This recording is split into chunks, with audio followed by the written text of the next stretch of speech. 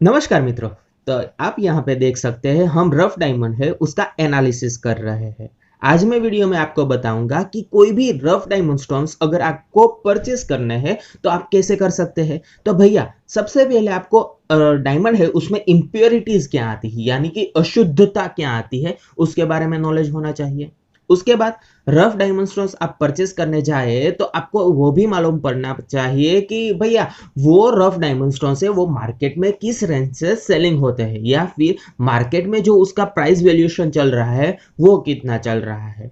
उसके बाद आप रफ डायमंड स्टोन्स जब देखते हैं तब आपको वो मालूम होना चाहिए भीतर की इम्प्योरिटीज के आधार पे उसकी टकावारी क्या है या टकावारी क्या आती है। भाई डायमंड जो रफ डायमंड है उसके हम वैल्यूएशन कहते हैं। रफ डायमंड में डिफरेंट टाइप्स के रफ डायमंड्स आते हैं। फॉर एग्जांपल ऑस्ट्रेलियन सिंडिकेट आते हैं, तो उसमें से आपको ऑस्ट्रेलियन परचेस करना है या सिंडिकेट करना है। अभी सिंडिकेट आपने ले लिए तो उसके भीतर कि भैया रिजेक्शन कितना है, रिजेक्शन का जो परसेंटेज है वो कितना है। उसके बाद उसमें भैया जो मेकेबल डायमंड है डायरेक्ट जो मैन्युफैक्चरिंग होते हैं वो डायमंड कितने हैं, उसका परसेंटेज रेशियो क्या है। उसमें जो क्लीविंग के डायमंड है जिसपे हमें भार पाने की प्रोसेस, मैनुअल मार्किंग की प्रोसेस, गैलेक्सी की मार्किंग की प्रोसेस, वो सारी की सारी प्रोसेस करनी है, वैसे डायमंड के परसेंटेज कितने हैं। तो ये सारे की सारी बातें हैं वो कंबाइन करके हम एक टकावारी काटते हैं जिसे हम परसेंटेज कहते हैं। वो परसेंटेज काटने के बाद हम डायमंड की प्राइस वैल्यूएशन है वो अपने हिसाब से फिक्स करते हैं और भैया हम कहते हैं पार्टी को कि भैया इतने में आपको डायमंड देना है तो आप दे सकते हैं वरना हमें नहीं परचेस करना है।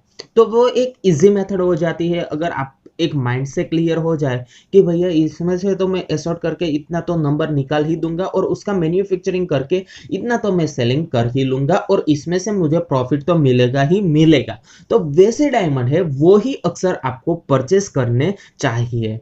अगर आपको डायमंड के रफ डायमंड के बारे में मालूम नहीं है तो आप क्या करेंगे कि आपके पास कोई भी रफ डायमंड स्टोन्स आते हैं तो उस पैकेट में से आप थोड़ा सा यानी कि आपको भैया आपकी कैपेसिटी दो 200 कैरेट की है तो आप सिर्फ 50 कैरेट ही उसमें से लीजिए और उसका आप परचेजिंग करके उसका आप एसॉर्टमेंट करके उसका सेलिंग कीजिए। तो आपको मालूम रहेगा कि भैया अगर ये डायमंड हमारे पास महंगे आ गए तो हमारे पास कुछ स्कोप रहेगा कि उसको हम भैया कट आउट कर सके या फिर उसका कुछ रेंज बना सके। मार्केट में काफी सारे बंदे हैं जो रफ डायमंड सेलिंग करते हैं, उससे भी हम परचेस कर सकते हैं। या फिर कोई बंदा है वो ऐसा कहता है कि भैया मुझे साइड की रफ चाहिए तो उसको साइड की रफ भी परचेस करनी आनी चाहिए। ऐसा नहीं है कि ब्लाइंड हम कोई भी रफ ले ले, किसी को मालूम नहीं है तो वैसी ही रफ ले ले और किसी के पर डिपेंड रह के उसकी रफ ले ले।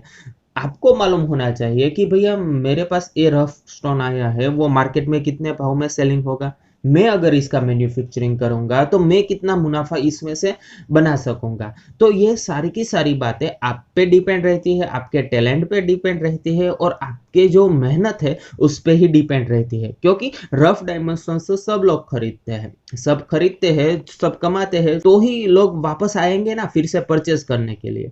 तो वैसे ही अगर आपके पास कोई लाइन क्लिस्टर क्लियर नहीं है तो सबसे पहले क्लिस्टर क्लियर कीजिए और उसमें जो रफ डायमंड स्टोन्स है वो उसका जो परचेजिंग होता है वो परचेजिंग कैसे होता है उसका भी आप नॉलेज ले लीजिए। जो ये दोनों नॉलेज अगर आपके पास है तो भैया आपको कोई भी नहीं रोक सकता और डायमंड फील्ड में आप अपना करियर वो ब्राइट बना सकते हैं, बढ़िया बना सकते हैं और आप अपनी तरह से सेलिंग भी कर सकते हैं।